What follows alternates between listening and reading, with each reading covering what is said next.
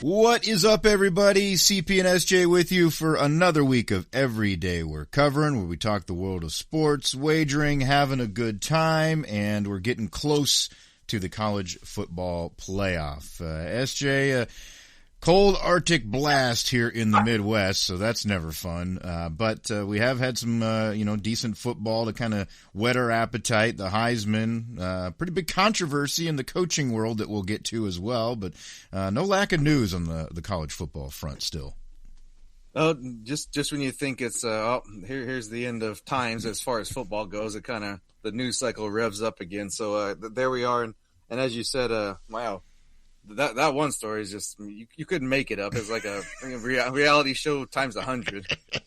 We got some real world shit going on in college football world that we're gonna get into and talk about here today. Of course, most folks know a lot of those juicy details already. Of course, we'll talk about the upcoming playoff games that will get started here this weekend. We will also talk about a couple of games that we did have picks put out for you on social media here over the past week and kind of recap those a little bit for you. And then, we'll talk the news of the world as well. So we'll get to all that. But as we get going, we like to talk about what's wetting our whistle as well here this time of year. SJ, what do you got pouring this week? Got a little wacky on you this week. I was on that Nebraska ball high still from a hell of a start to the season, and just like I was feeling the vibe still, and I was like, I got of course nothing around. I can't find any of the good local things I like to get as far as like themed for that team. Of course, you have like the zip line and all that stuff, but I wanted something a little more specific, a little NIL type beer or something like that. And I was just looking around and come across you probably remember this stuff, but it wasn't this variety. But the Mountain Dew Code Red, they have a heart, like a whatever they call it, a hard dew, yeah. I was like, hey, it's red, it'll do in a pinch. It's actually pretty good. Now I don't drink much soda anymore these days. I just don't really. It's not like my drink of choice when I'm like picking a beverage, even if it's not alcoholic. If it's just like you just drink water, or like maybe throw a little bit of some fizzy vitamins or something in the bottle and shake it up. But either way, like I remember these Code Reds kind of being pretty when in those teenage years, you're like, man, that hits the spot, and not so much these days. Like, oh, yeah, sugar on my teeth, but this isn't too bad. And I was like, have some fun with it, do a little different, go a little crazy, and there's like some type of Yeti creature on the can. I was like, it feels like a damn Arctic these days. So it kind of all felt like it matched up well. So I went a little crazy this week just to do something different and switch it up.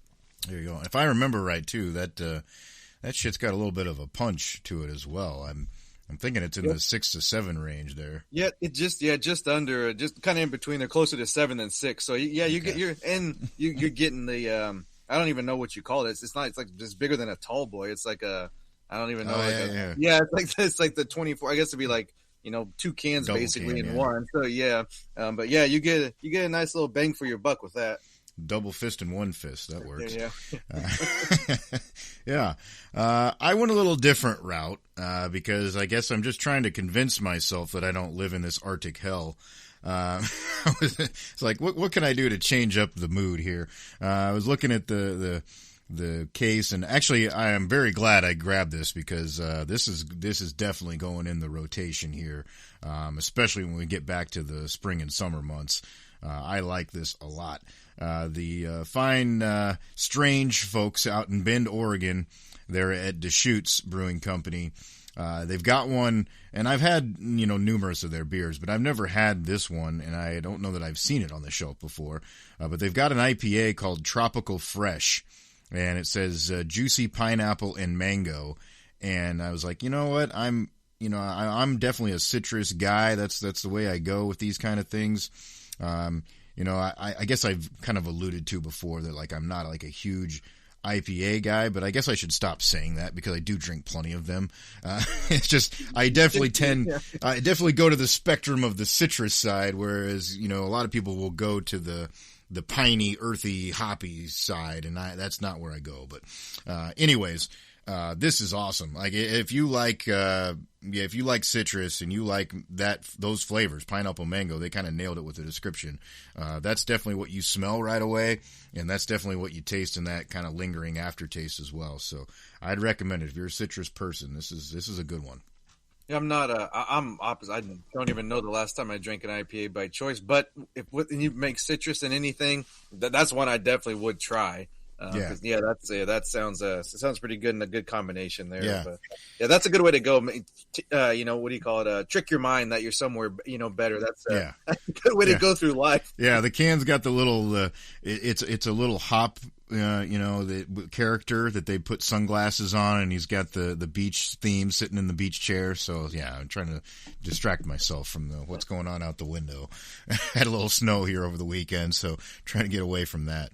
I mean, I would almost say too that this one's not like it's so smooth. Like usually you get a little bit of that bite no matter what kind of IPA you're drinking, but to me it's almost so smooth that it more leans towards like a sour taste to me than a hoppy taste. I don't know. It's kind of leans that direction. It's definitely very sweet.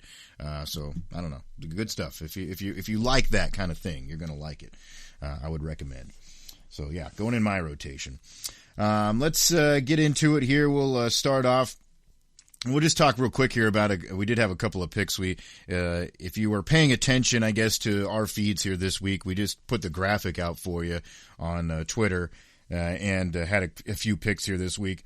There wasn't an overwhelming amount of games to watch and pick, so that's why we went that route and just kind of did a few of those that were happening this weekend, and then a couple that are coming up yet here this week as well. So we do have a couple that'll linger there on our sheet there if you're looking at that. But the ones that we did have did pretty darn good on here over the weekend to start off. So the Army-Navy game, of course, was one of the big ones that everybody loves to watch this weekend. It's kind of usually the sole kind of must-see TV college football, really. The only change recently is they've had some bowls kind of mixed in now, so you get a little bit of extra football, but that's usually the game to watch. And it was a good one. Went back and forth, and SJ hit the nail on the head. He was going with the unders here in this game, and that's where we got. It was a close battle. I did not quite get the cover on the Navy side because they were given a little bit more than they ended up winning by. It was close. It was to the point at the end of the game where I'm like, I'd really love for them to score some points, but they're not going to do that because A, that's not how they play, and B, they were just trying to secure the win, and they did it. They got the first downs that they needed. There was a couple of wild little plays in there too, with some almost turnovers that happened there late in the game, but Navy wins at 17-16, and it was an entertaining game to watch if you got to catch some of it. Well, I mean, it's hard to go either way because obviously football's not their. They've had good teams, but it's not their main, purpose. Nor should it be. Yeah. Considering these institutions, so it's almost like as close of a toss up, a coin flip as you get, like every year in any rivalry game out there. Because it's like you could see it going either way. Most years it's really close. It always looks like it's freaking cold as hell. It's a lot of times you get some snow mixed in. There's pretty good atmosphere and all that, and it just seems kind of like a hard hitting, low scoring game. And I was just kind of going off that history. It's not like I was like, oh well, this offensive scheme. I wasn't doing none of that. We were just going off of the recent kind of the way they seem to play out. And that would have been nice at a punch one at the end there, but they did score some points there. I think at halftime they were about halfway to that total almost nearly. So it was a little bit worrisome for I was like, just got to get through the third quarter here without an offensive explosion. Will be okay, which I didn't feel too. But these games, I mean, can change it quick, and college, man, is even more wacky than all these other college football, more so than a lot of other games out there. But it was kind of the same you get as always, just a hell of a, I don't know, I guess pageantry, if you want to call it that. It's just a cool experience, and everyone seems to get into it and pick a side and kind of has some connection to one side or the other. I just always feel weird about, like, man, what Air Force has got to feel like they really got the shaft, man, because I mean, I know they all play each other, but they're just never involved with this. And they honestly had, until recently, Navy's probably kind of picked. Well, Army had some good teams there a few years back, but Air Force over the long haul has probably had the best football of those schools. Yeah, maybe. Going back, going back, even back to decades ago. They've been kind of solid, but they're just like, go over there. We'll just stick to the land guys here or something. I don't know. Yeah. Well, and what about those poor bastards that like football that happen to join the Coast Guard? I mean, they just get left out too. Yeah, What maybe the hell? like intramurals or something. I don't know. Yeah. Because Flag team, yeah. it's pretty hard to play football in the water. So Well, maybe I guess they go on the ship. I don't know. yeah, I don't know how they work that out. So yeah, it was interesting game, and yeah, I mean that's a low number, honestly, to stay under for any game, 38.5. But the way those games play, I understood why you made that decision, and yeah, I got close, but 33 ends up being the total, so comfortably underneath there and get that victory. We both hit the nail on the head on the other one that happened here over the weekend. Washington absolutely blitzkrieged Boise State in the bowl game, the LA Bowl, that apparently isn't going to exist anymore after this year, we found out. 38-10 is the final. It was 24-3 by halftime, so you didn't have to watch long to understand what was going on in this game. I don't know, it's kind of interesting to me, I guess, and I suppose it probably makes sense. It coincides with, how this whole landscape has changed and, conferences being so important with the money that's infused anymore and all that. But Boise State really is kind of just taken a tumble off of the map. They were the team that you were always afraid of before, no matter who you were and when you played them. And anymore, they just don't have the horses to keep up with schools that certainly seem like they, have a little bit more as far as the resource pile goes and that kind of thing. It just hasn't worked out for them this last year or two. Once they get outside of who you would consider, a like opponent or like a similar level of competition or just resources, as you said, of who can, you're kind of playing in the same neighborhood there with what you spend and kind of your budget and your, revenue that you're bringing in. They're still pretty good there, and like we talked about, had a UNLV pick a while back, or even going against the New Mexicos and that type of thing. But yeah, these whatever the big Power 4 schools, they've getting blown out, and that's not typical of what we've seen from them. It'd be one thing if they a couple of years they 10 plus years they've been kind of playing spoiler to a lot of different teams in a lot of different situations. But now they go up against which Washington wasn't an amazing they went 9-4 in the Big Ten. That's pretty respectable. That's a good season. But they just blew the doors off them. They didn't. It was playing a different game. They're not even in the same ballpark. And I know it's a little tricky when you kind of go right into it. But Washington had the same thing. And if anything, I thought Washington would win. Of course, we both did, and we're taking a 2-score spread, so we're fairly confident that they'll win.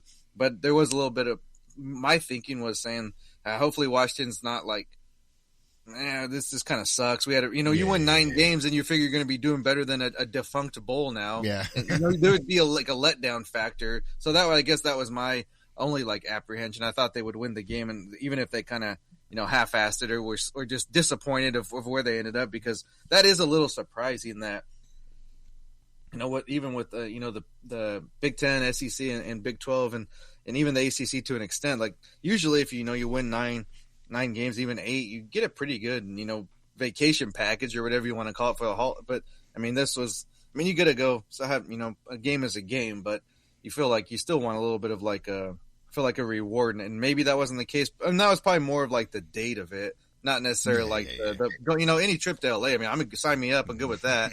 But as far as you finish your season and your bowl game's next week, get ready or whatever, or 2 weeks.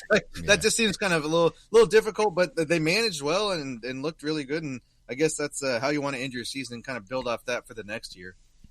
Yeah. I guess that is the kind of the weird part of it. Usually you feel like, you got a few weeks to build up, and everybody always talked about the practice period between, and all that, and it really built their team for the future and whatnot. But yeah, I didn't really get that, but looked good. I do think that they were a better team than a lot of people gave them credit for throughout the season too. So that's part of it. I'm not going to, totally shit on Boise because I think they played a good team here and lost, but, and I will also preface or I go back and say, when I say resources, I don't always, that's not always the case, because there's a lot of splitting hairs when it comes to, I think, between when we get to the Power 4 schools in the different conferences. But I do think that gap from there to the group of 5 has had more of an impact. I think a lot of the schools that maybe don't get as much money but still get a decent amount in the bigger conferences, that's not as much of a disadvantage. Yes, it is a little bit, but there's ways to overcome that. We've seen that. We've seen teams be good with, supposedly lesser resources, so to speak. But when we're talking about going down the next level there to that group of 5, it's hell of a lot harder now for a Boise State to be able to convince a kid to come here just because he's going to get playing time. That's what they have to offer, and that's why they were always, I think, good and on the come up for the most part, most of the time to play with the big dogs. That's a lot harder now because kids can go somewhere and get money and then be okay with not playing as much sometimes. Well, I know there was a movement to kind of get, not necessarily do away with this, but shift this. But even, within the major conferences, it's like the success, the Ohio State, the Oregon, the Georgia, whoever's, your top team, their success still pays a little bit of a dividend to you as far as the payout as a whole. Like, it's split up within the conference. So, the big dog is putting money in, the little dog's pocket. Mm-hmm. Now Boise's, they're the big dog and whatever, there's no one to kind of within their conference, there's mm-hmm. no one to like feed them to kind of, help them out. So just even, and then your TV contracts on top of that, where I know like certain, conferences are getting, 50 some million a season just to have the, your games. Like that's a lot of people's, half of some, maybe even almost all of some of the smaller schools' budgets completely. Yeah, for sure. Yeah. And that's where the difference starts to come in a little bit there. So yeah, we hit on that one. We do have a couple of games coming up yet here this week that we had on our pick sheet. That would include a game on Tuesday evening, the Salute to Veterans Bowl that will feature Troy and Jacksonville State. That is in Montgomery, Alabama, if you're wondering, by the way, where the hell the Salute to Veterans Bowl is. Troy is a 2.5-point favorite. The total I'm seeing was at 46.5, but we had our picks at 46.5 over. SJ's taken in that game, and then I went with Troy, given the 2.5 to win that game coming up. It does appear to me that their overall schedule was a little bit tougher this season, so that's kind of why I went that direction. I think they're also healthier than Jacksonville State heading into that game, so we'll see. That's coming up on Tuesday night. And then Wednesday, the Cure Bowl, Old Dominion and South Florida are taking the field. South Florida, a 3.5-point favorite, and the total on that game as well, if you were wondering, was sitting at 53.5 right now. It's a 4:00 game there on Wednesday afternoon, which will be played at Camping World Stadium there in Orlando, which, for USF is kind of a slap in the face because, like, well, what the hell? We get to drive down the street to play our bowl game. I mean, especially for a team that had the season that they did, like you went to Florida and beat Florida, and that's your reward. Oh, you get to go play Old Dominion in Orlando, like right in your backyard. I mean, at one point that's you're talking, could they get in the playoff, and maybe, of course that would be not a bowl side, but you're in the, in the big deal, and you got a chance to win it all. And yeah, like you said, you end up just kind of, and Florida is like a state kind of like, I throw Texas in there as well. It's like a lot of those people don't like to leave the borders anyways, so maybe they're good with it. I don't know. Yeah. Well, yeah, that's true. I was talking to a guy that works up here at the radio station I used to work at, and he went to South Florida for a while for school, and he was like, yeah, it's just like, why do we always end up in these, like, we have a good season and we end up in one of these games where it's like it really doesn't impress anybody, He's like, at least you wouldn't play like a mid-tier Power 4 school to say that you beat, a Minnesota or something like that. Give us a little bit of something to chew on here. But they didn't get that benefit of the doubt. So unfortunately, but we're both going with USF in that one to cover the 3.5. Obviously, they've proven that they can do some damage to some pretty good teams throughout the year. Not that Old Dominion didn't have a good season, but South Florida definitely played the higher echelon of competition throughout the year. So I think they'll be plenty motivated, even though losing their coach and stuff. I think they would still want to go out there and play well. Well, they definitely more of like, previous game you mentioned is more of a tested, proven team. I think their 3 losses compared to who they lost to compared to who Old Dominion did, and it's like kind of night and day type of thing. So I think it might be a pretty easy or fun night at the office. At least maybe they're going to travel very far, but the kind of there was a discussion throughout once the playoff bracket was announced and continues to be this day, but it's that conference affiliation thing, man. I know it's kind of, I don't like, rooting for conference. We're not like, say this better just because you're with this team. But man, when you're talking about getting your, whatever, handshake agreements, all these deals and contracts, and that's where it comes in. I mean, it sucks for them, but like, that's kind of all it boils down to when it comes to like a popularity contest, is who's on your side and who's against you. Yeah. For sure.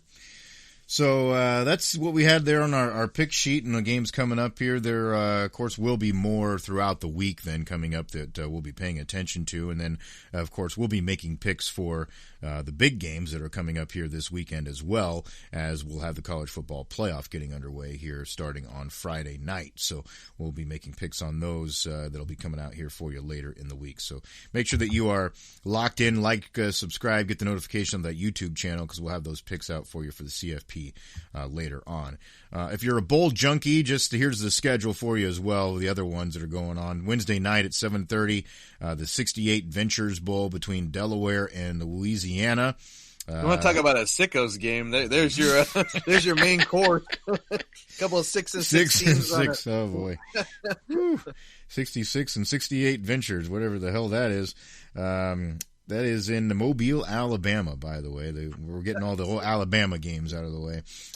You talk about destinations. Like, I mean, I understand, of course, they would be nice to venture out, but at least you're like in a kind of like a vacation tourist type place in Orlando. It always, kind of crazy how Alabama has a few, and even like, I know it's just more of a historic thing with Louisiana having the one in Shreveport, but even like how Boise ever got a bowl, and it's wild how some of these, and New York is a little bit understandable because like it's Yankee Stadium, it's historic, but also it's like, man, that weather is always terrible. It's just again, who and what you can pull off. It's wild where some of these bowls end up being played. Yeah, I agree. Very, very, very strange. I mean, I know Mobile is one hell of a Mardi Gras destination, but that ain't that time of year. So, Missouri State, Arkansas State will be playing coming up on Thursday at 8:00. That is in the Xbox Bowl.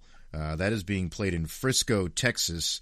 They're down at the Star Complex, so that's I guess maybe a little bit more of a destination area, I suppose. But they'll play that one coming up on Thursday. So I know SJ is going to be all over that. This is Missouri State boys. So that news is they'll be looking for a new head man, but so I might not be so on them next year. But it's I guess in the season strong, and maybe I'm mistaken, but I think this bowl has changed. They all do, but this one more so than the others. I think this has been like 3 or 4 different iterations. Like, was this the Scooters Coffee one, or do they still have that? And then it was something else before that. Yep. So I just remember, just because it was in Frisco, that's why that rang a bell. But it's just, I mean, I understand what's this corporate sponsors. Those change, like people change socks, so not that surprising. But it's how some can hang on to a name and some can't. It's just, I don't know.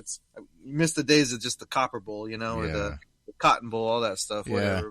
But it's just easier to keep track of. It's hard to remember because you don't have anything like distinct to it. That's my issue. Yeah, where the hell is this? Yeah. You want to make money, go for it. Do whatever you got to do, but at least like keep it like. Because when they started doing like, used to always be the Orange Bowl, and then it started being FedEx Orange Bowl, and Tostitos Fiesta Bowl. It's like, and of course you remember the games; those are a little more obvious. You remember Orange Bowl, Fiesta Bowl, Rose Bowl, but just with these other bowls that aren't as like, don't have the historic, relevance or nostalgia with them. It's like I don't even know where that. It doesn't. You don't know where the game's at, so it's hard to be like, oh yeah, I remember last year when this, in that, like the Holiday Bowl, it didn't have a. Correlation to the name to San Diego, which you remember that was like the late night game on the Thursday before Christmas or before New Year's, whenever they do it, depending on the year. And like, oh yeah, I'm going to stay up late and watch these freaking Pac-12 schools go wacky here. Mm-hmm. Yeah. You had a little bit of connection to it. You understood what it was. Yeah, it's history. I agree. I'm much more. I mean, yeah, it is annoying, but I'm much more on board with the ones that at least have like their bowl name and then they stick the corporate in front of it. Then you at least still have a reference. Like, we know what the hell this is. Yeah. Rather than the, whatever the hell the Reliaquist Bowl is. I mean, we all knew the Outback Bowl forever. Like, what the hell? Why did we change that? I don't know. To me, that's almost a general enough term. I know you don't want to give somebody free publicity, but it's almost a general enough word that you could just still call it the Outback Bowl and not have Outback Steakhouse be the sponsor. Like, I don't know. Well, and I mean, it's not. I mean, it's not even like a matter for me of like, like it changed or it's a different. You can still like take over a bowl and make it yours. Like, look what the hell the Pop-Tarts Bowl has done. Yeah. I mean, that's just. I mean, you just got to market it properly and like be out there and like make it recognizable, and then people will catch on quick. It's almost seems like it's easier to like market things these days. It's just a matter of if you want to like put the effort in and be creative and do it and seek out the people you need to do. Yep. Instead of just being like, we don't care. People want to show up. Yeah. And you can tell that's how it goes. And like, but you could really, I mean, they've almost kind of, I mean, Cheez-It Bowl was pretty good to start. They kind of started that like, being a little bit more like fan centric type of thing and kind of really, having the mascot, the little big cheese cracker and all that. But then again, Pop-Tarts just took it to another level. Yeah, it's a new level. Yeah. Yeah. And it's interesting to see the difference. Some of them, and like you're saying there, like the amount of effort, like year round, that they put into it. Because the Pop-Tarts Bowl is like year round, they're doing stuff on social media, and they're like talking about the teams of the week and, who could be in the bowl. Like they're marketing constantly. Whereas some of them, it's like, the week before, like, oh yeah, we got this bowl game that we did. Yeah, don't forget.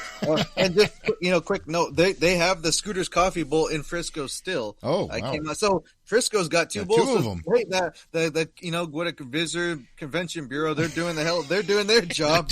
But even like the Duke's Mayo Bowl, I mean, it's disgusting. I don't really like mayo, but just doing that dunk and that's made them like people remember that game. So I mean, that's just, I mean, make it fun. We're gonna people. I don't want to like be down on the Bulls because I'm like any more games to watch is fun, and you want to have some. Not everybody can be in the 12 teams. Obviously, there's a lot more than 12 teams that want to play a postseason game or have a reward at the end of a hard fought season. So definitely keep them around. But I think you just need to put a little bit more effort into it as far as from like the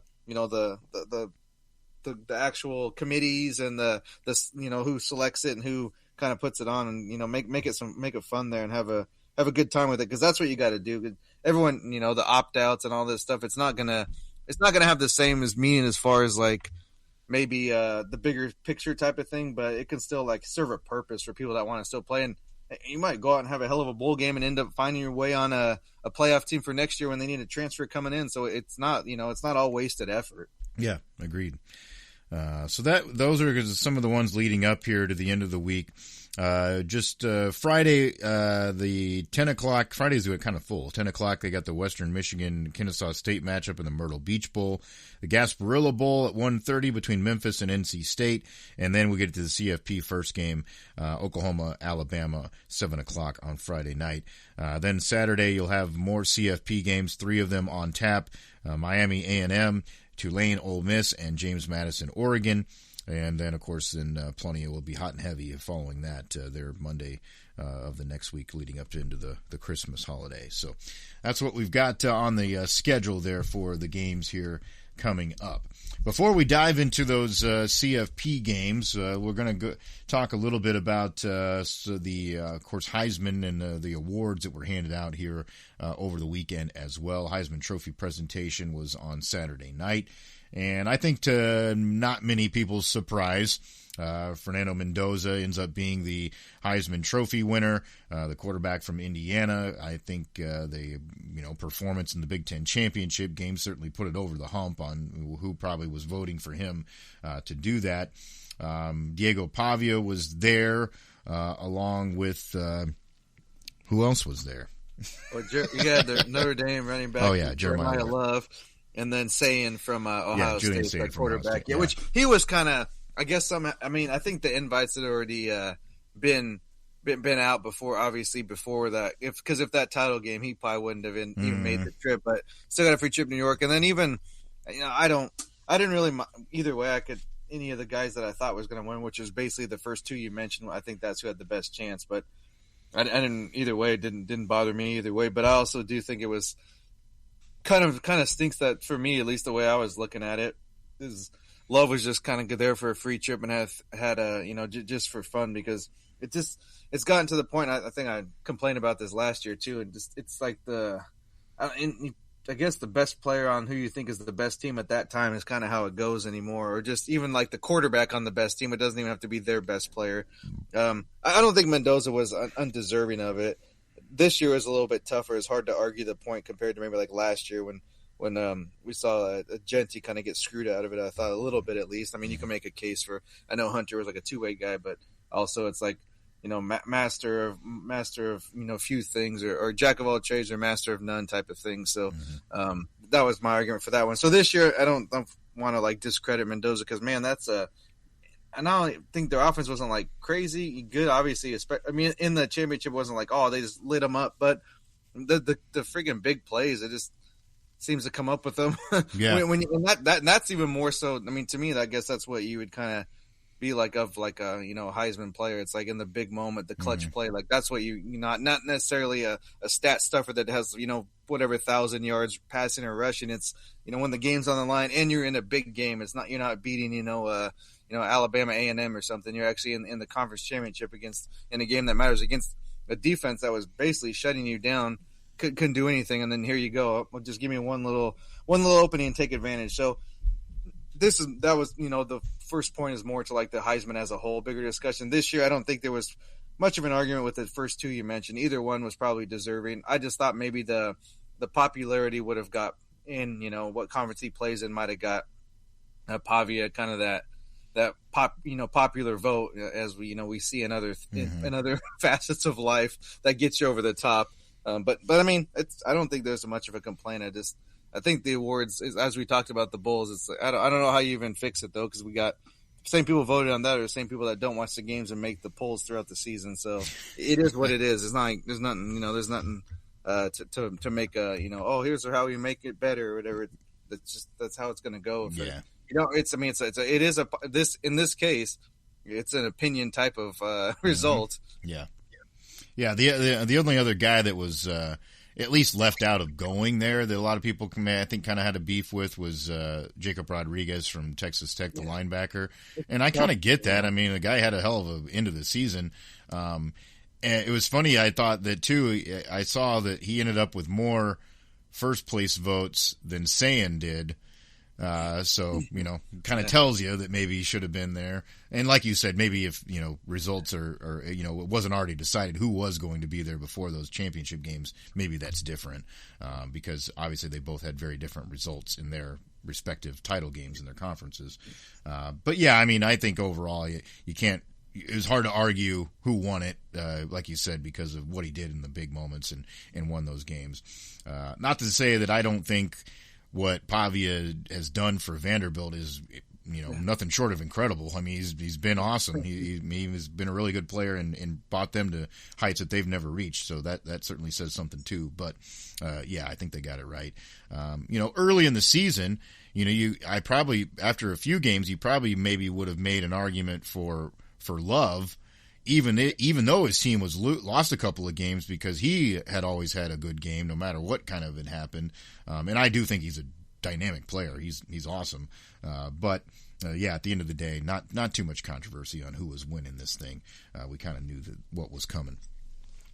By the way, Mendoza also did, of course, win the Davey O'Brien Award, which goes to the nation's best quarterback. The Blitnikoff for the best receiver goes to Mekhi Lemon from USC. He's the one that picked that out. Skylar Bell of UConn, Jeremiah Smith, Ohio State were the other finalists for that award.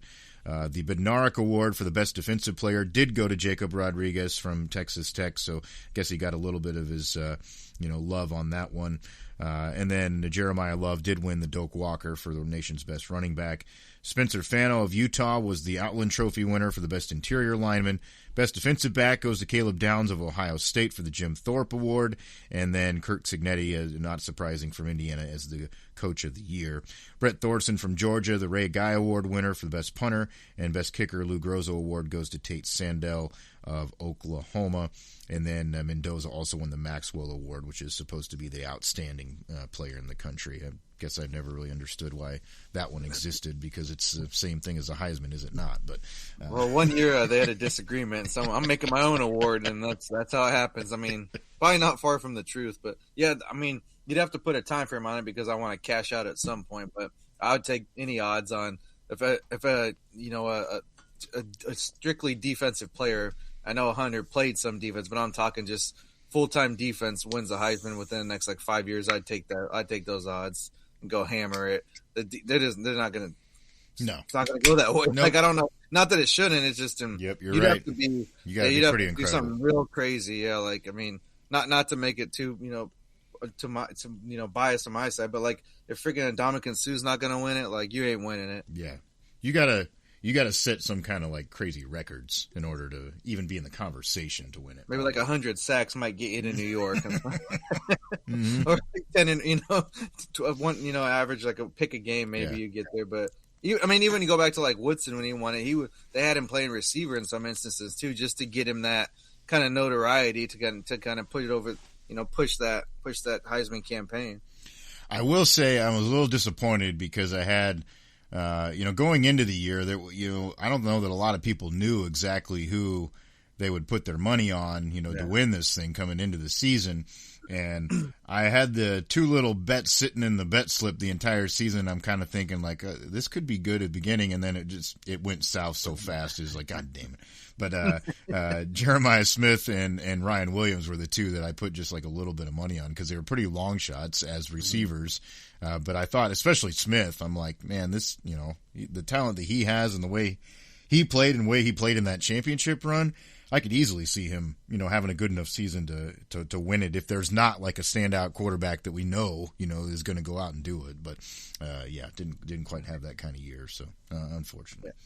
Well, and it's the internet, so you never know what's real and not real. But there's a slip floating around of someone who, and that has the date on there. Of course, you can do things on computers to change that. It was August 28th when the bet was made, but it was like a plus 5,000 on Mendoza to win it. Wow! So they cashed in pretty nice there, if that was legit. But either way, somebody had to have just, like even if they weren't a fan of whatever, like I'm just gonna throw some on it just for the hell of it, So yeah. I'm sure there's got to be something, just the odds of how many people gamble. Somebody had to take it. I mean, there's a lot of stupid bets out there, and in August you would say that's a stupid bet, but yeah, now not now. Yeah, yep, so you can have some fun with that stuff, I guess. If the only thing that I find annoying is when you do that.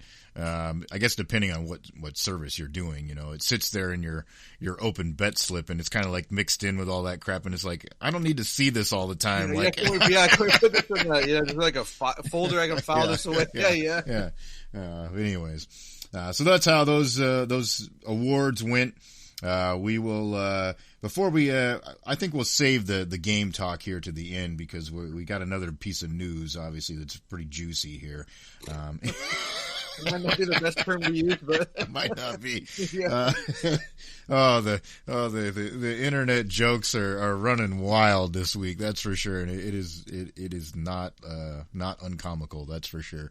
I don't even know how you explain what's going on here at Michigan.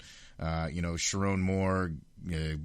Apparently, he likes his ladies on the outside of his marriage, and it caught up to him in a big way. And I think that this is one of those deals, though, where there's so many facets to this that isn't just, he went and slept with another woman. Like that's not where this stops, and that's the issue. And that's why this is going to be, I think, a big problem for the University of Michigan for a while because they've got a lot to work through. But, you have an extramarital affair with one of your staffers, which, we all know that that's not a smart thing to do in any setting, whatever workplace you're in. And then we find out that, this young lady apparently was, impregnated at one point, forced to end that pregnancy as far as we can understand. And then was suddenly given a $40,000 raise from one year to the next that we come to find out after the fact. So that's where this gets even stickier. I mean, not only are we doing, immoral things as far as what your moral compass is, because there's some people in the world that just they don't give a shit. They don't know what I guess real life is. But when you're talking about hush money, which is essentially what's going on here, that's a whole new level. And of course, it involves multiple parts of the administration. You know, there's other people that had to have seen this, that know this. They questioned it before apparently and didn't quite get to the result that we have now. I mean, there's a lot of people in hot water, I think, there in Ann Arbor. Well, I'm sure, like a lot of people, I was, you see it and you're like, oh man, it's kind of surprising, but you're just thinking, oh, it must because, they had somebody else lined up, or he wasn't the first choice. Wasn't if let's say, Harbaugh just left on his own accord, they wouldn't have hired him. They would have, had a whole search, but of course didn't leave him in the best spot. You're facing NCAA violations and you're on whatever, were they probation at that time, and who knows what was going to happen then. So we've got to get somebody, and he was, he just kind of was on staff and willing to do it and all that, and had some success and did well, to kind of hang around there for a while. But as far as the story, so you're like, oh, okay, whatever, and then 10 minutes later, something else comes through, and then 30 minutes. I mean, that's not even exaggeration. It just kept updating, almost in real time of all these details about what is that right? You read it, got to read it a couple times and see and the moral thing is that's, depends on the person. And there's stuff in contracts though too, but it starts becoming criminal very quickly with some of these charges and allegations. And then you find out right after he's fired, he gets arrested and hauled off to jail. What the hell?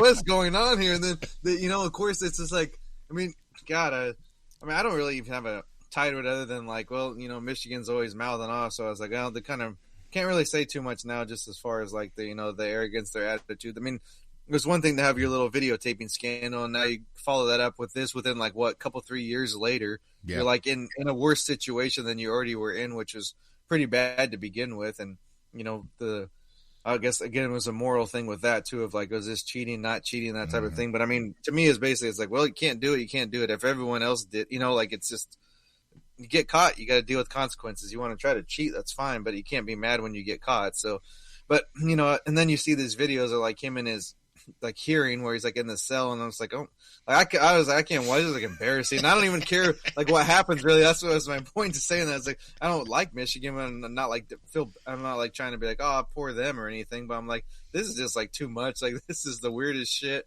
And it's freaking something you'd see in some reality show or on or in a freaking just a shitty movie that is on Netflix. This is a Lifetime movie. Yeah. What is going on? And I'm sure it'll just keep getting crazier and more in this. And it's you would think. I mean, and it's, you don't want to act I can't believe this, because of course, I mean, it happens in every. Not that it's good, but people do dumb shit. And this isn't the first guy to go for a fall go off their skis here and off the rails. I mean, and go think he's back to his being 25 again and living the life and doing whatever. And but it's still just you would think I guess, I don't know, you guys maybe you look at the opposite way, because I'm man, you pretty much, that's you achieved your life's goal as far as a career. You're coaching at one of the most notable programs in football that you can have that job, but it's just not enough. And that's the way I would be man, well, I don't want to screw this up, and you're just gonna everything you worked for your whole life because of one little fling, or somebody liked your picture or something. But then on the other side, I'm sure there's a good chunk of those individuals who are in these spots that are I'll it'll be fine, nothing's gonna happen, I'll work it out, I can do whatever. So that I guess that's the type, you don't realize that type of I guess you have to call it level of arrogance if you don't have that.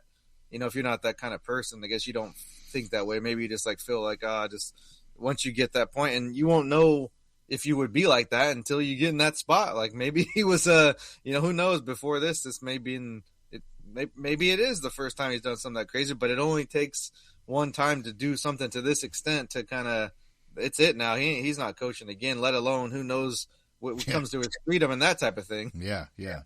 That's what's wild about this. That little, the little rant that I went through there and talking about this situation, I didn't even get to the point where he shows up at the girl's house, threatens to kill her and himself, and then gets arrested. We're adding a whole other layer to this whole thing. I mean, it's just unbelievable. And of course now, I mean, there's all kinds of things, and there's going to be more. that comes out from this too. But we're already hearing of, other women that he was conversing with online, trying to convince to have a good time with him. Obviously using his position of power as a, oh, look at me, I have this cool job now, you should hang out with me kind of thing. Again, but not the first time that we've ever seen that happen before. Hubris is a bad thing for a lot of people, and it certainly caught up with him in a hurry. But yeah, you got to wonder, for somebody that kind of, like you said, fell ass backwards into one of the greatest college football jobs, and then you're just gonna piss it all away because you want to have a good time. It's just unbelievable. It really makes sense. I mean, it's like, again, the morality thing's up to you. But man, if you really think you need to do this, you can go and get use your money there and pay people that were like, this is the agreement. Yep, we're agreeing just to this, and that's it. And you're still gonna have your. I mean, of course, you're married and you should be whatever. That's your whole deal, different deal. But if you feel like this is necessary, like, there's a way to do it, I guess, without going off. I mean, obviously we're not saying do it. Yeah, it's just wacky, but I mean, it's just you could say pick. I don't even being a scenario, but you can make up some wild thing now regarding this story, and we'd probably be like, maybe it did happen. You were like, this isn't true, and then all this stuff like this happened, and you're like, oh my, well, the next thing they say is like, it's the opposite of you're gonna have to prove that or there's gonna have to be enough people that have reported on or sourced it that this didn't happen to be okay, it didn't, because now you'd almost believe anything regarding this right now because it's gotten so crazy, and it's what the hell is this? I've got he's battling some demons, that's for sure. No doubt. I mean, and I guess that's part of it too. There may be more going on with this guy than just on the surface too. Obviously there must be some mental pieces to this too that aren't quite right. I mean, and again, that's not an excuse. That doesn't give him a pass, but I think that's that's a little bit part of the scenario here too. Obviously the people that don't enjoy Michigan are having a field day with this, and they will continue to do so. I haven't seen much from that pizza chomping boy. Yeah, he's been oddly quiet about this. Well, it's funny, that's the part of it when you said that right away that kind of already made me chuckle is when we're talking about morality, in a university that always likes to use the term, well, that's the Michigan man, the Michigan man way. Oh, well, we've seen plenty of the Michigan man. I don't know that anybody wants to be the Michigan man at this point. And we even saw journalists over the weekend too that were getting defensive that are, associated with the university. And I get that you have a little bit of tie. You always want to be, you don't want to believe the worst yourself. So you're going to defend it. But dude, come on, this ain't the time to, puff your chest about how great this place is when a lot of shit's going wrong. It ain't going right. I'd almost feel the opposite way. I'd be try to separate him from the school, and you'd be that guy's not one of us. He's, he would obviously had everybody fooled, and so you're still protecting your brand because that's what they're trying to do. Yeah, and because there's no way there's no defense. This is not defensible at all. No, there's nothing that you can say to be oh, I kind of see your point where he got a bad raw deal. He kind of got screwed. This is all you're doing, and also very deviant behavior, and like you said, not to.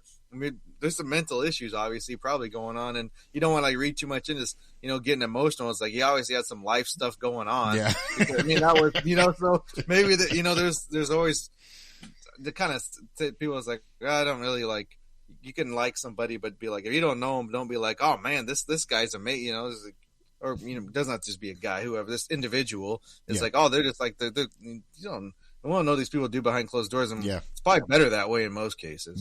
No doubt. The truth ain't always great. The one meme floating around that I do love because this is just it's so perfect. Of course, Michigan, one of their fun things that they love to do at the games is break out the Mr. Brightside and talk. So of course everybody was putting up his picture with it started out with a kiss. It was only a kiss. How did it end up like this? Set themselves up for that one. Yeah. We should have knew this was coming. Oh man, it's just like these things write themselves. I don't know how the hell this happens, but it's pretty incredible. And the thing, the extra part of this too is like, where does this go from here? Where does this go from here for Michigan? Because it's still a, giant school that's going to find a way to still be good at football, and they still have a giant ass stadium that people are going to fill that don't, they're going to not care about this situation. But at the same time, the way that, this world works and this cycle works now, they're going to lose most of what they've recruited, I assume. They're going to lose players that are on the team right now. We've already heard that Bryce Underwood's leaving. I'm assuming he's going to go join his buddy Lane Kiffin down at LSU.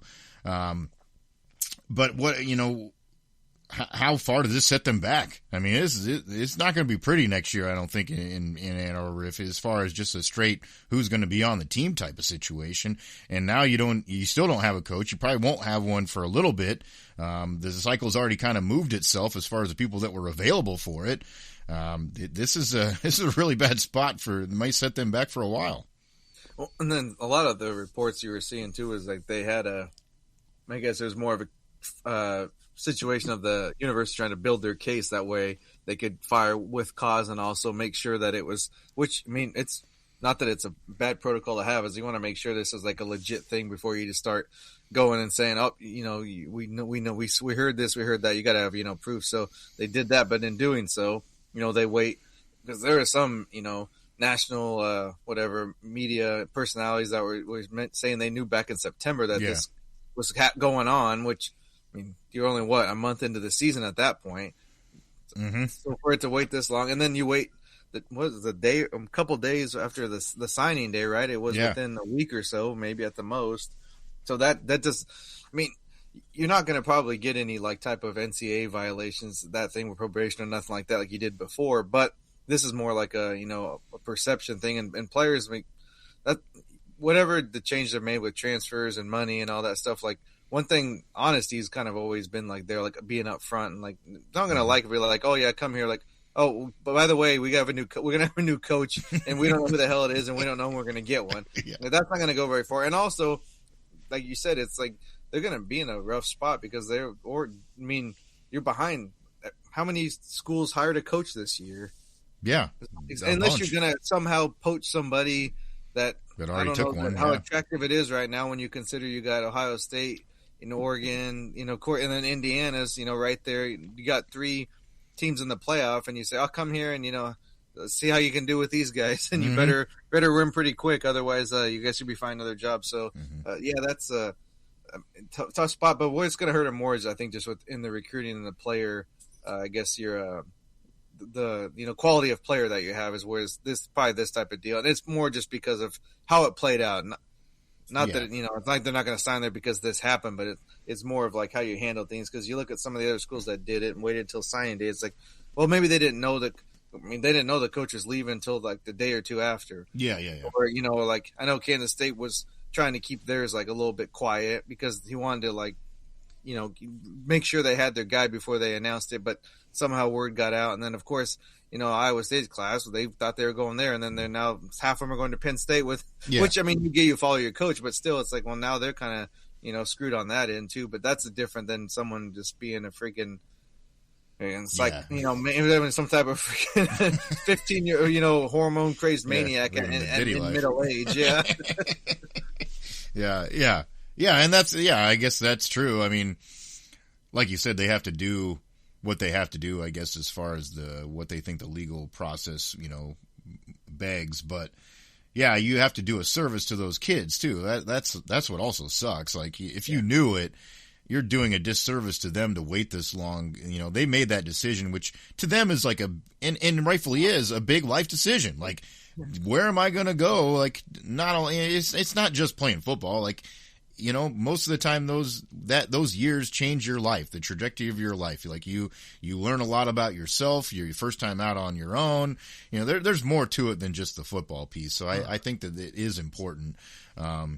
Now, granted, there are some kids that, question that because they move every 2 seconds and, they're not buying into that deal. But still, it is part of a process. And I think it is, for a lot of kids, it's very important. So that part of it sucks. That it really does. And I think that's got to hurt them. Like you said, at least a little bit of that honesty. I mean, I know money talks to everybody and they can still pay to get some players, but there's more to that, and then the piece of it too that you have to bring those guys together and create a team and all those kinds of things to be good. You can't just have a bunch of guys that were willing to take some money to come sit around together. It's got to be more than that, and I think it's going to be a while before they can get somebody in there that's going to change that culture, so to speak, back to where it can be a winner. And then you've got a fan base breathing down your neck that probably isn't going to be too willing to just wait around for that to happen, but they're going to need to be. They have to set their expectations back to reality now too.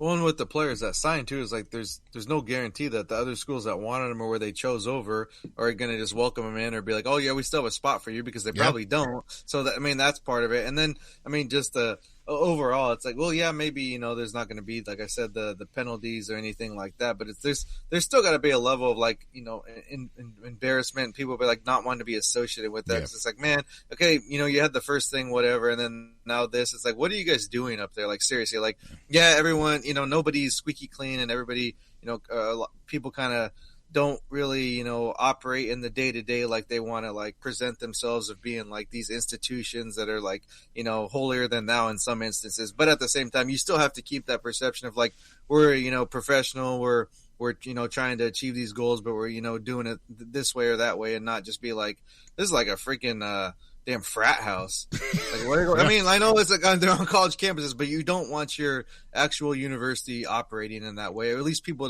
to see it and think they do. Like, I wouldn't be either way. I was like kind of embarrassed. Either way, I wouldn't be like good. I'm sure there's schools that are getting away with whatever because that's just how it is. You can't be watching them 24/7. But still, there's got to be a level of like we got to keep this on the at least appearances on the up and up at minimum. Yeah. So it's going to be interesting. They've thrown around a couple of names already, and it appears that for at least one of them is not interested. I don't think because Kenny Dillingham was one that was thrown around, and it appears that he's already working on a deal to stay at Arizona State. Eli Drinkwitz, the coach at Missouri, was another name that's been floated. But yeah, I don't know. It's probably not going to happen as quick as they want it to happen for a lot of reasons. So it'll be interesting to see who's willing to take on that mountain of a job, because that's going to have a whole lot of pieces to it that you normally don't have. And that's going to take some convincing for somebody to be willing to do that.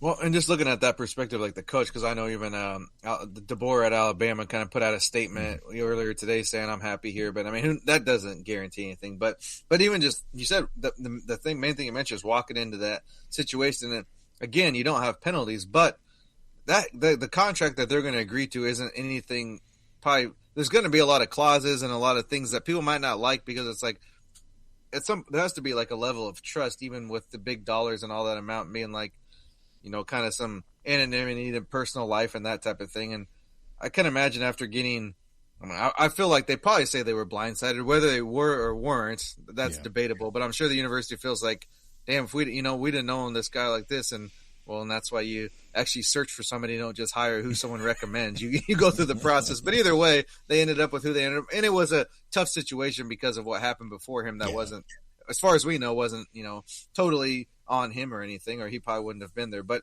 I can imagine they're going to have their, the Michigan man lawyers, study that contract real close and kind of, and the coach got lawyers too. And then they're going to be like, no, we don't like that. We don't like this. So you might have to give some concession. We don't want to, or you're going to have to find someone that agrees to it. And it's probably maybe not exactly who you want. So that does, I think that will be kind of play and timing too, of course. Like, I mean, they're screwed. Like it's freaking, I mean, what's the portal things, a couple of weeks is opening and closing within a week. So, I mean, about a month from now, it's like you're gonna have your roster set for the next season. Yeah, and that's the way it is. Yeah, and I mean, honestly, that was one of the reasons why I was a little bit, a little bit surprised too with the Matt Campbell thing. It was like, you're not walking into the easiest scenario here either, because you got a no class. You're after the signing period. Well, Penn State's class is all at Virginia Tech. Yeah, they all went. Yeah, they left. You obviously it was a very tumultuous tenure there at the way the season ended for the previous coach. Your AD's been in some hot water and said some things that people didn't love. There's a lot going on there. So I don't know. Yeah. And that's light brand of what we got going on here at Michigan. So if what we know is wild, can you imagine what we don't know with the Michigan stuff? I can't imagine what if they ever really, people don't like to release files these days, but if they ever release those files, hello. yeah. We're bound to get some good content somewhere, Netflix or somewhere, this deal at the end of the day. We'll see what happens. About as shocking as it can get, I think, in the college football world. And the story is not over yet there for the Michigan Wolverines. That's kind of where that whole world is at this point. I don't know that there's many other schools that are in a bind, of course, unless somebody leaves somewhere to go take that job. The only other, I guess, and this was weird too. Like, I still don't know what's really going on, and the only reason I kind of know is because it's Nebraska's bowl opponent is now. The first reports we see was Kyle Whittingham was retiring. Oh yeah. And then they walk back and say, well, he's actually resigning. Because at first there was like retiring, but he might coach again, and then it changed to he's resigning, and he's done after the bowl game. So I believe that's where it stands, but there could have been development within so that was kind of a messy situation there. So, when it's like, a team you're going to play, you're like, oh crap, a little worried. It's like, damn, they're going to go, it's going to be his last game. They're going to go all out for him. And then when I'm like resigning, like that's a little different. So like, is he getting forced out? Which, it'd be weird for a guy that's had that much success to be like, to not retire or take another. If he takes another job, you're like, okay, but to resign seems a little odd considering. God, he was like one. I think besides Ferentz, he was the most tenured coach active right now, I believe. Yeah, 21 seasons. I mean, yeah, you're not wrong. The wild thing too. I saw apparently it's somebody on staff that's taken over his job is what I saw, and I don't even remember the guy's name. I think that's it was some of a coordinator or assistant. Yeah. Well, in it tells you too, like, not so coincidental that they just announced this private equity deal for the Utah Athletics. And then suddenly the coach wants to step down or resign or whatever. Like obviously there's some questions there to be answered. Yeah. And which course, and I know that was like a big point. We're like, oh, it's the end of, and who knows if things will change. I know there's been some shifting with NIL going kind of like in-house or just maybe like not doing it. And so we'll see. It takes over time, but I guess I never like the, what do you want to call it? Feel like the, on the negative, I don't like, oh, this the end. Here we go. One thing. It's like it usually plays out over time. It's not like, I mean, of course, you don't like to see things going one way, but just because one, and to me, it's like nothing against them, but I don't see like that type of university as like a trendsetter where everyone's like, oh, we got to do what they did. Like we're gonna follow. I don't. Maybe it will be like that, and like it could definitely be wrong. But I guess fatalistic, I guess, was the way, maybe the term I was looking for. I just don't feel like, oh, here's the end, because that was the NIL was supposed to be the end of college football. And how long has that been going on? A couple, 3 seasons now. And I mean, as far as, of course, the transferring is picked up, but I think the shifting of the portal windows will kind of change that here. Mm-hmm. We'll see how that, give it a year or two, but it's just the next thing of being like, oh, clutch your pearls. Yeah. Like, here we go. We're screwed. Like, oh my God, it's over. Like, just relax. I mean, it's an interesting move, and it's definitely catches your eye. Yeah. And that type of thing. Yeah, I get that. It's not not typical way of doing business, but I also I don't know. I guess not thinking like, oh, here we go. It's over. Let's stop watching. Yeah.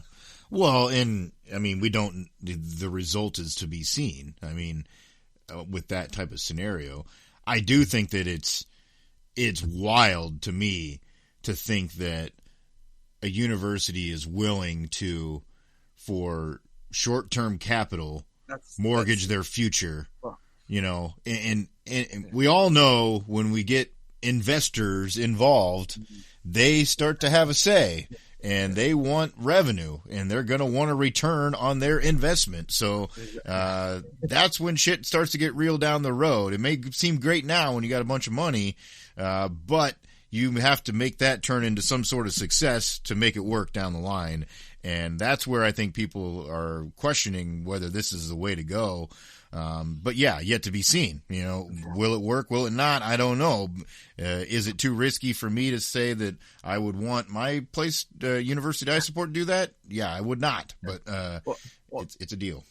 That's exactly where my thinking is too. It's like it's a hell of a high risk, but the reward is almost higher, or the opposite. Excuse me. It's a hell of a high reward, but the risk is almost that. So, and you're losing all control, and these are not types of entities that want to not have control of universities. Obviously, as you know, as we see the playoff play out and the conferences shifting and all that type of thing, their whole thing is being in control.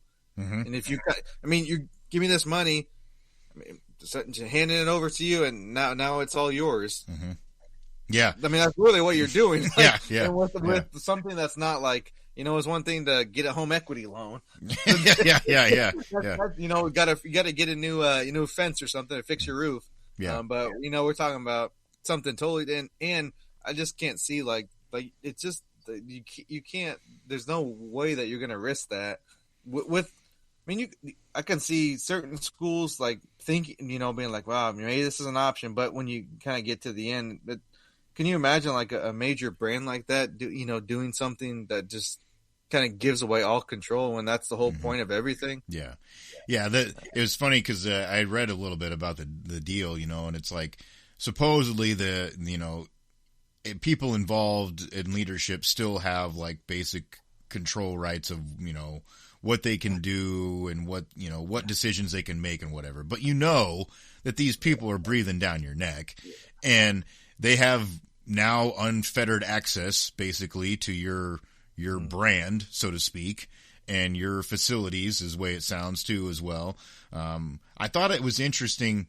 I guess one of the guys that's involved in this firm was the one that was a part of starting the Landmark company that runs a lot of events, behind the scenes. They're the ones that operate concessions and revenue or whatever at places all over the country.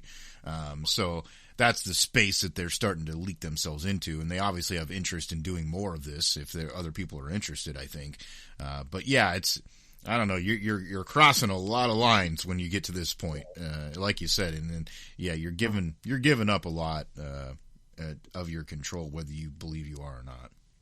Well, it's like, what's the? I'm sure there's like a term to it, but like, what's the the exit strategy? He's going to do this for a while, make some money, and be like, okay, see you later, we're good. Yeah. What's the, I don't know how you just go back to business as usual after that. But like I said, you have to wait and see. It's just well, and we've heard this, and we've heard of this talks with conferences on a whole too. So we don't know. I mean, who knows what's going to happen? But it's I don't know. I don't see the long term upside, like you said, that's there.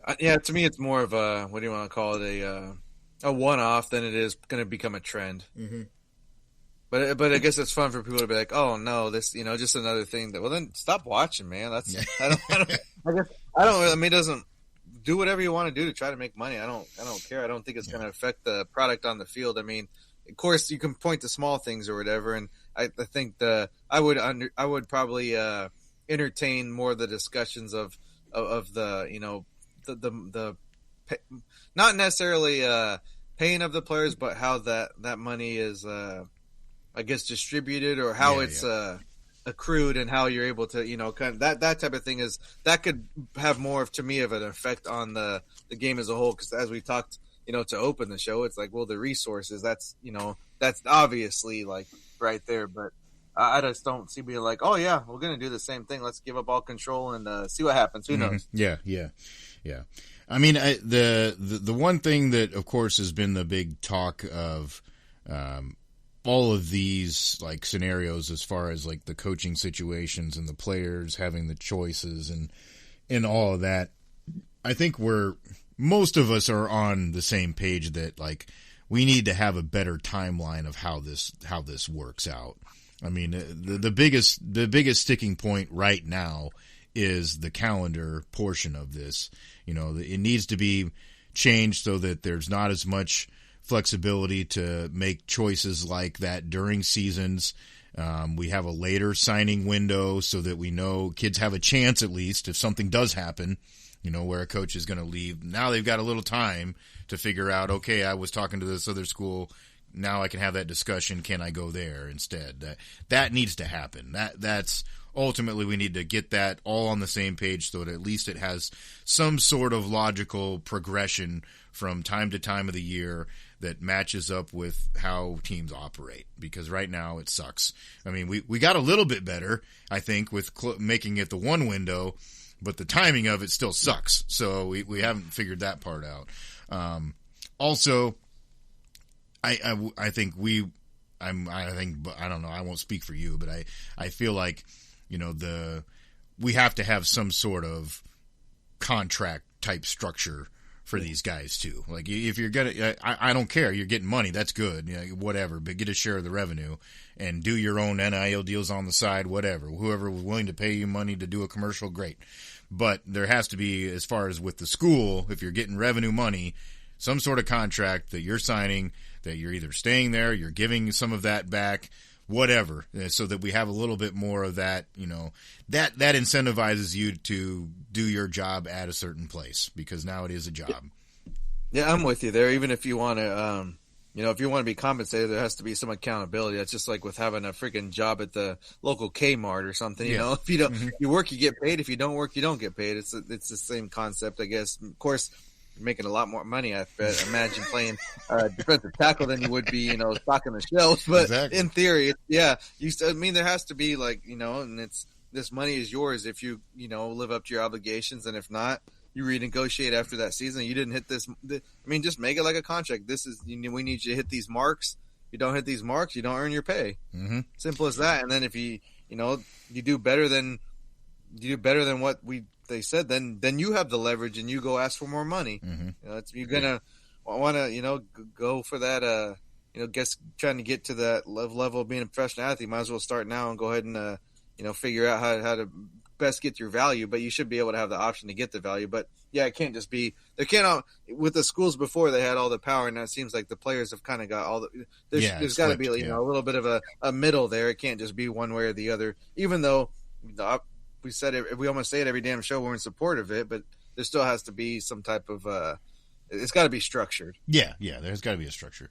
And I mean, we see it at the highest level of sports too, that they have a you know, a salary cap or whatever, so to speak. I mean, I think that kind of structure has to exist a little bit at the college level. I understand that you're still going to have your Alabamas and your whoever. Yeah, they're going to find a way to get you the money outside of that pool. That's fine, whatever. But at least have the basic structure the same for everyone. That's what's going to keep it a product where we can have competitiveness across the board.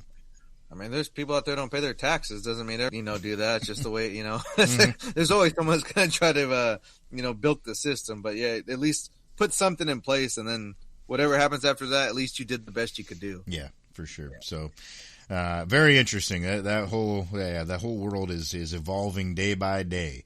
Well, let's get back to some football here. Let's actually talk about what games are going to be played and the players that are on the field, because at the end of the day, they still have to play football and be good at it.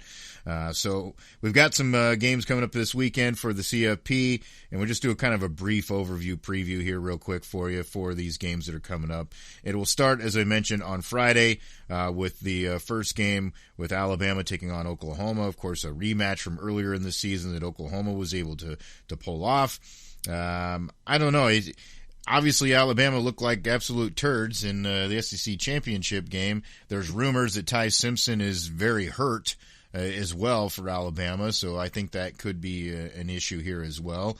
Oklahoma has surprised the hell out of me throughout the season. They could just continue to kind of do enough to be good, and the defense obviously is very good.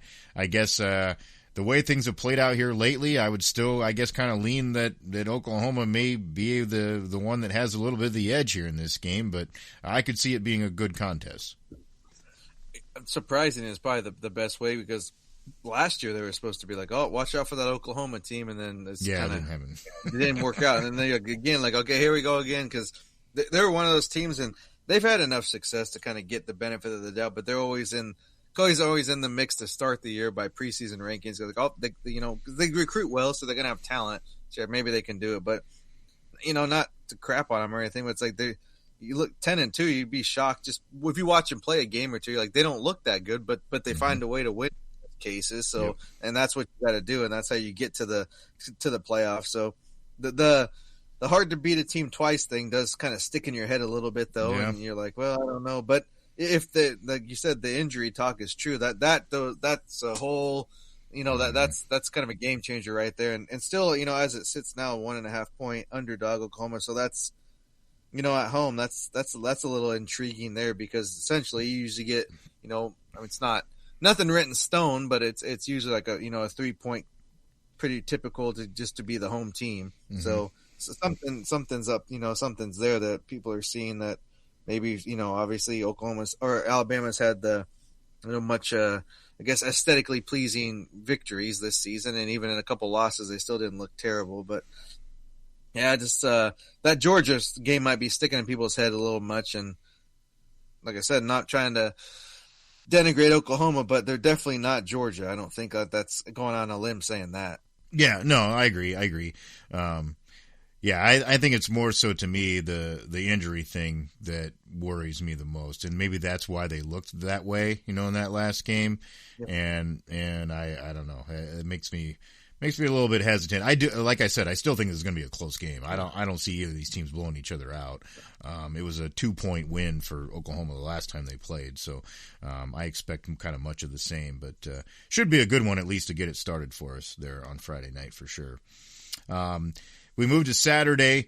You've got Miami taking on Texas A&M. A&M right now sitting as a 3.5 point favorite, 51.5 being the total number in that game. Obviously, the controversy coming in, whether Miami deserves to be in, and Notre Dame deserves to be in, whatever. A&M's kind of quietly sitting there waiting. It's been interesting for A&M. They obviously had the kind of thud there at the end of the season. But before that, you thought that they were kind of on track to have the season that they never have had before. And I guess I'm hesitant to say that they're just, write them off kind of deal. And in this scenario, too, because I don't know that Miami, after the start of the season, they haven't been the ones that impressed us the way we thought that they would the rest of the year. So I think A&M has a decided advantage in this game, especially them being able to host here at home. It's a good home field advantage that they have, and I just think overall they're kind of ready for this moment to win one like this, and I would kind of lean towards A&M covering that 3.5. I probably mostly feel the same way. The only wrench I guess in these plans would be how motivated is Miami, because they've got a lot of hate recently. That's which true. I mean. So, I mean, maybe that factors in, maybe it doesn't. That would be, I guess, we want to do a devil's advocate thing or here say maybe where it could go awry. And I know they just lost the one game, but man, they kind of had to pull it out of their ass to get South Carolina. That game that could have gone the other way, because they were getting the crap kicked out of them. And then you just throw that Stanford game away in between the Texas loss before that, and I mean, they look pretty miserable in that Texas game. So that is a little worrisome. Being at home, I think, does help. But, man, if you like an underdog, I mean, you might take a close look at this one, just because that's not a big spread. And if Miami gets rolling, they can put something in. That's a pretty strong run game. But I'm still with you on more the lean is, but just kind of looking at it as what could happen. That would be ways where I could see maybe Miami causing them some problems, just, gonna have to play play almost a plus game there, and then maybe get a break or two. Yeah. The I guess the one thing I will say about that game too is I do think Malachi Toney is one of the most dynamic players in the country, and if he gets cooking, that's trouble for A&M as well. You're not wrong if you want to take a flyer on an underdog. I mean, I'm seeing plus 150 right now on the money line for Miami. So yeah, what the hell? I don't disagree. I don't think it's like a slam dunk lock that A&M is going to win this thing, but I still kind of feel like, they're probably going to let their fans down at some point, but I just don't feel like it's going to be this game. Not this week, yeah. I mean, they seem like the better team. It's the tricky thing with the playoff is, man. I mean, and this doesn't play into this game per se, but I mean, I'm trying to get out of last year. Every team that had a bye lost, so I'm like, well, that's probably not going to happen again. So what's going to be the? Because there's got to be a theme with playoffs. Something's whack, and there's going to be a team that makes a run or does something unusual, and it's like going to be one of these years. So I don't know that it's necessarily Miami, but I guess I'm just kind of open to all at this point of the week. It's still pretty early, but open to all scenarios at this point. But I mean, I think A&M's the better team and it has a better resume. But man, these matchups are just different and interesting. But the home field will be big, I think. Yeah. Next game at 2:30 on Saturday will be Ole Miss playing host to Tulane. Of course, obviously the big storyline is Ole Miss does not have their coach anymore. They've got a guy on staff that's stepping up to become their new head coach permanently. So they've got that going on. Tulane also, losing their coach, but he's going to coach in this game, is the way I understand it. So, but Ole Miss, a 17.5 point favorite, 56.5 is the number. It's one of those what's weird because the motivation thing, like, you could go one way for Ole Miss where they're just like, you know what, screw it. We're going to go out and prove people, a coach doesn't matter. We're going to go win this damn thing anyways, and we'll look impressive. Tulane, they're the ones that got nothing to lose. So they're just going to go in there and, hey, we'll play our ass off. If they've got something else on their mind, we don't care. We might, jump up and surprise them a little bit. I do think Tulane's got a great quarterback in Retzlaff. They've got some pieces there that could make it interesting for a while. I just don't think that they've got the horses to keep up for an entire game here. So I do see Ole Miss having a decided advantage, especially once this thing gets to the fourth quarter. I mean, if you're going to take a wild flyer on something weird happening, I mean, I won't hate you, but at the same time, because you got plus 700 I'm seeing on the money line for Tulane. Like that's a long shot. But I just think Ole Miss is they've proven that they've been a good enough team this year to especially win a game like this. I wouldn't get as wild as that money line, but man, 17.5. That is a lot of points. Maybe they can do that. That's about as close as it gets. It's going to be a depth thing and just too much. But the advantage would be, I think they're a little bit more of a, and I don't think the players are probably the same on Ole Miss, but it is like a miss, kind of like a whatever all hands on deck type of situation as far as coaching. So that is a factor. Yeah. So I just don't think it'll be like the crazy, score that it was last time. But the Ole Miss should probably win this one. This might be the one game where if you got to do something on your Saturday, chore list or whatever, or just want to get a break, this may be the time to do it. Make sure you get home for that 6 o'clock game. Maybe that'll be more interesting, but it's probably not. But I don't think this one's going to be too fun here at all. Yeah, if you got to pop out and get that wrapping paper, afternoon, evening on Saturday might be the time. Picture with Santa Claus, whatever. There you go. 6:30 then on Saturday night. Another one of the upstart teams, James Madison, taking on Oregon. My initial reaction when I'm seeing this, Oregon a 21.5 point favorite, 50.5 on the money line. I guess my inkling here is I'm not hesitant, I guess, to say that I would take the points here. Like, I don't think that. Do I think James Madison's going to win the game? Hell no. I don't think they're going to win the game. But what has Oregon done to prove to me that they're a blowout team kind of team? They're not. They just haven't proven that this year. And James Madison's good enough. They played with good teams to at least be pesky. I've seen some other people making very wildly different assumptions about why these teams shouldn't belong in the playoff and whatever. And I think that just like their thoughts are absolutely ridiculous. Like, I mean, dudes are dudes. There's still dudes out there on the field that are going to play football, and they're good at it. Could I see Oregon covering somehow, some way?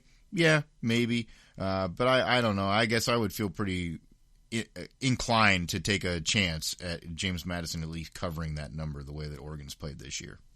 Yeah, I have a pretty good guess on who they think should have got in instead of that team because of their supposed safety issues. I wonder who they thought should have got in. Mm-hmm.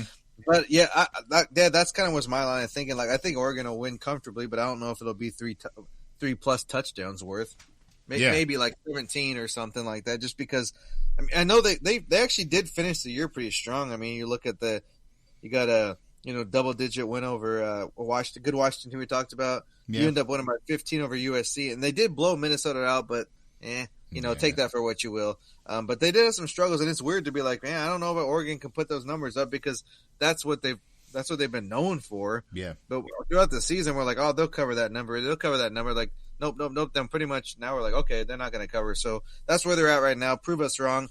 That would be your safest if you want to do something with this game, I think. Or maybe look at the total. Yeah. 50 is not crazy. 50 and a half. So, maybe look at that one because it's just like, it could happen, but it'd be really hard for me to be like, oh, yeah, I could see a 42-14, something like that. I mean, that seems more likely to be like, 35-20 or something like that. So you get 55, but you don't freaking cover the number. So I'd say look at the total. It'd be a little bit more likely to me just because I'm with you. They could do it. I just don't feel confident that it's going to come out and be like, oh, on all cylinders because Oregon they haven't done it this year except for maybe one or two games and this is whatever you're playing the last team in, but it's still a big game. It's a playoff game. Well, and we've talked about like over the years too, when you're trying to pick bowls, like you always try to look like, especially where the motivation factor is, that usually ends up being the thing that kind of drives a little bit, at least if a team can be competitive. And like, what team has ever had more motivation than this James Madison team to like go prove that they belong, at least in this game? I mean, I don't know. I mean, at the end of the day, are they out-horsed? I think so. But are they out-horsed by 3+ touchdowns? I don't know. I don't think so. I just don't think I see that. I just see them being amped up to, do this. Oregon's going to kind of, I think it's natural for them to think that they're going to breeze through this game, so they're going to come out a little slow and keep, that keeps it close for longer kind of thing. And the more that the teams hangs around, that usually keeps it a little bit closer all the way to the end. And that's, I guess, how I feel about it initially, but could be wrong. That's where I'm leaning on that one. So those are the games coming up here for the CFP over the weekend to get things started. Then, of course, we'll have the next round after that once we get settled on who gets to move on and play those teams that are awaiting that have that first round bye. So should be fun nonetheless. We're obviously excited for it. That's what's kept interest at an all-time high here in college football is this playoff. And we'll enjoy watching them and sitting down and doing it. Again, we would love it if you would like, subscribe, get the notifications on the YouTube channel so you can see our picks officially for those games coming up later on in the week. We'll put that out there for you in that platform. We'll, of course, have the graphic up for you as well on social media and share those videos out for you through those channels. But on Twitter, you can follow us at SGMBets, at CherokeeCP. Those are the handles. And if you would like, subscribe, get the notifications on this podcast each and every week. We would appreciate that as well. You can find us anywhere that you love to listen to your podcast. Our host happens to be at Spotify, but any major platform you search for us, you're going to find us. So that's the way it shakes out. All right, well, we're gonna stay away from the executive assistants in the other office, and I'm gonna go. The key to that is having a job where you don't have an executive assistant. There you go. That's true. Then you're in the clear. Yeah, yeah. You gotta be a man of the people, average Joe, and then you can stay humble and just, enjoy life and not have to worry about all this crap that you shouldn't be dealing with anyways. Exactly. No problems there. I'll go just instead drink the sorrows away of my favorite team's dynasty coming to an end. So that's all I got going on. Injury. He had a good run. Yeah, it was a good run.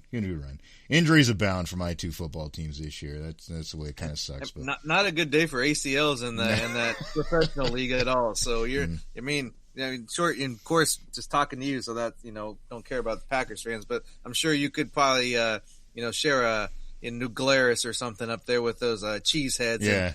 And that could, kind of drowning your sorrows together. We can knock back a spotted cow or two with them. That's fine. All right, that's what we got for you here this week on the program. We hope you have a good week, and we'll look forward to putting those picks out for you later on here this week as well. That's SJ Munoz. I'm Chris Parks. Thanks for joining us for another round of Every Day We're Covering. We'll see you next time for some more covers.